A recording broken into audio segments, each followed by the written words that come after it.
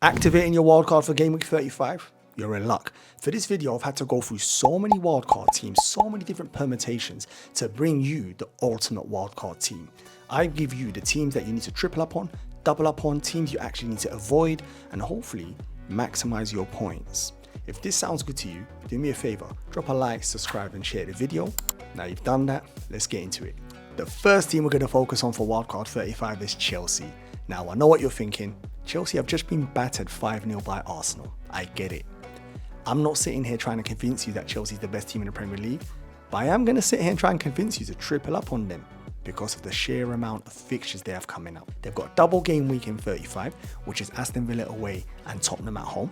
Then they've got another double game week in 37, which is Nottingham Forest away and Brighton away, which is perfect if you're bench boosting around it. The players that I'm going to recommend from Chelsea, let's get the obvious one out of the way. Cole Palmer, who's having an incredible season, he's a must own, so that's an easy one. The second attacker is Jackson.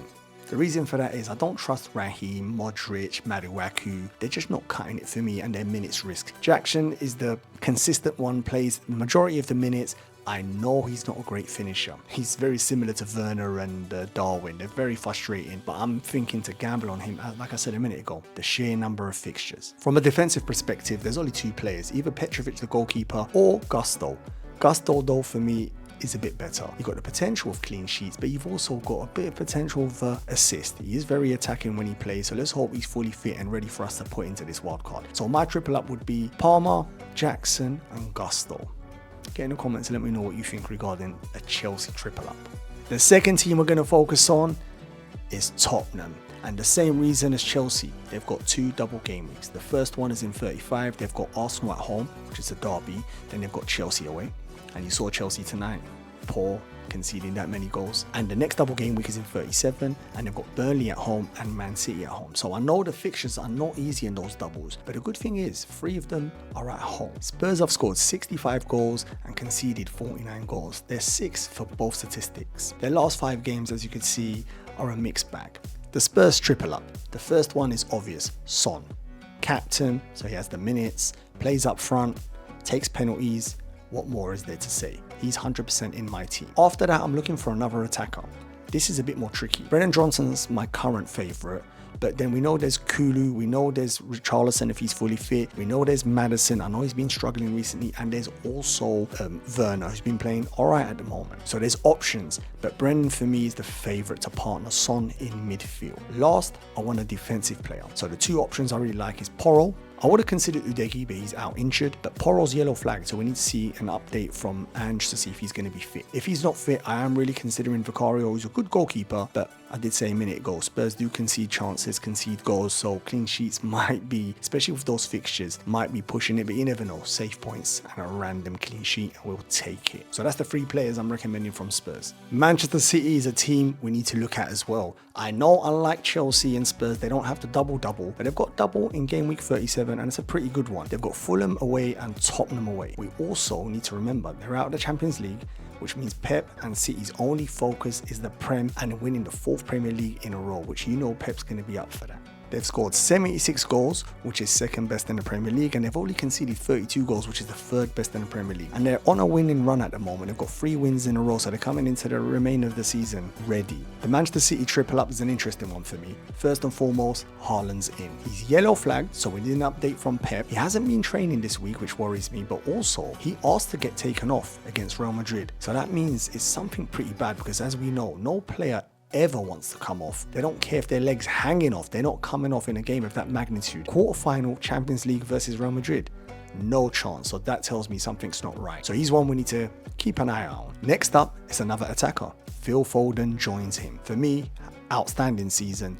Top player. He had a little moment of rotation once the Champions League came in, but for me now, I think he plays every minute of every game. That's how important he is to City's attack. Phil Foden takes a midfield spot in my team. Last up, You could go for another attacker, someone like De Bruyne, but midfield spots are pretty difficult and I've already used up quite a bit. So I'm going to go for a defensive player. So it's either Ederson or Vardiol in defense. Both good options. Can bench them when you need to, play them when the double game week's here, so you're ready for the bench boost. But they're the two options I really like from the defensive cover. The next team I want to focus on is Newcastle United. Like Man City, they only have a double game week in 37, but it's a nice double game week. It's Brighton at home, Manchester United away. Also, the fixtures either side of that are perfect. They've got a good run to the end of the season and they're going to want to finish off on a high, considering it's been a very difficult season for Newcastle. What surprises me with Newcastle is when you look at how many goals they've scored. 69 goals, which is the 5th best in the Premier League. You tend to forget that as they've had a difficult season. 52 goals conceded is not the best. They're mid-table for that, 10th. The Newcastle triple up for me is definitely on.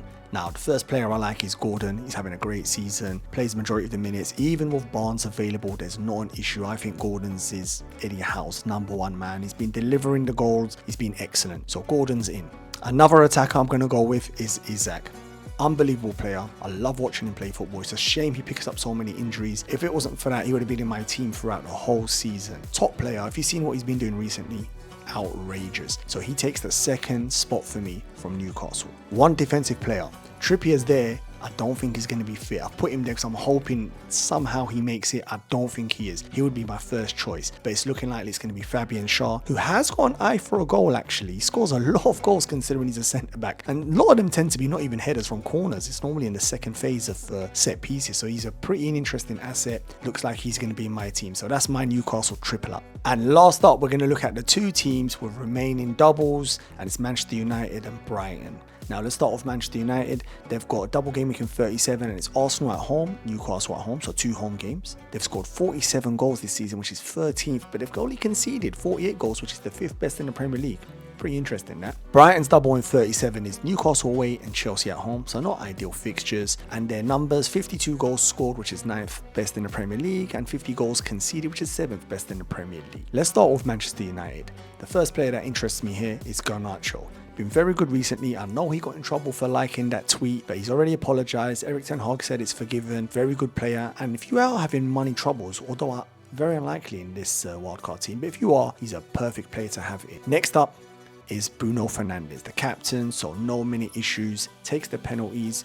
He's had a little bit of a resurgence recently, popping up with some goals. We know for his standards, been a poor season. But again, fixtures are okay, and he's got the double as well. So that's the reason he's in my team. And defensive player, I'm looking at Dalot. I would have considered Luke Shaw if he was fit, but of course he's not fit, so he's not in contention. But Dalot's been very attacking. He's been playing okay in a team that's playing very poor. So he's another player I really like. He makes the Manchester United triple up for me. They're the 3 players I really, really like. From a Brighton perspective, slim pickings. It's either going to be Dunk because we want him on our bench for the double game week for bench boosting, or maybe Pedro or Welbeck, depending on which attackers on it come nearer to the game week 37 double. But the reality is I'm not sure either of them are going to make my wildcard team. Let's have a look at the first wildcard team.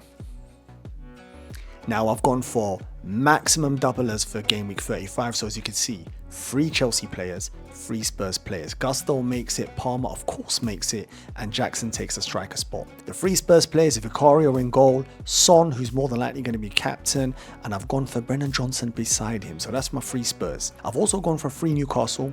I told you, they've got a double in 37 and I love their fixture run. We've got Fabian Schär, we've got Gordon, and we've got Isaac. Manchester City, I've gone for a triple up. Ederson, who's on the bench, Foden on the bench, and I've got Haaland starting. Of course, I could swap that. If Haaland's a doubt for this game week, I can play Foden and leave Haaland on the bench. And I've gone for Dunk. He makes the bench and he's in there for bench boost 37 where Brighton have a double game week. And I've kept Gabriel.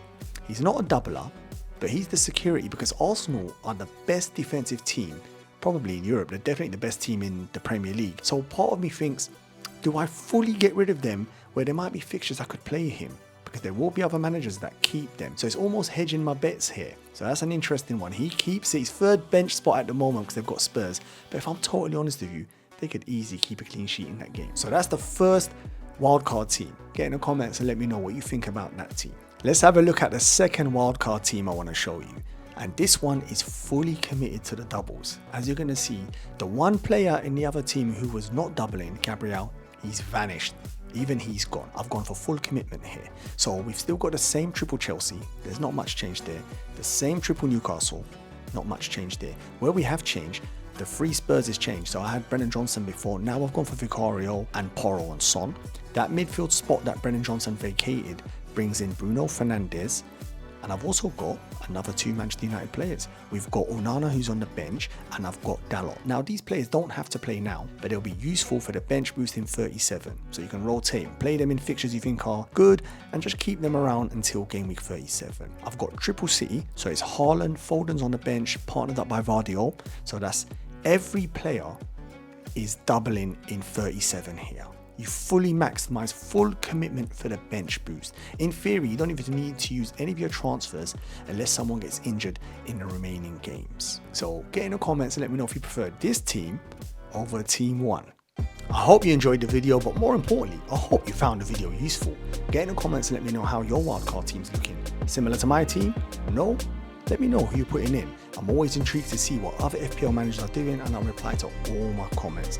Now, before you jump off to your next video, like, subscribe and share the video. I'm trying to get to 500 subscribers and I can only do that with your help, so I'd really appreciate that. On that note, I'm going to wish you good luck and see you on my next video.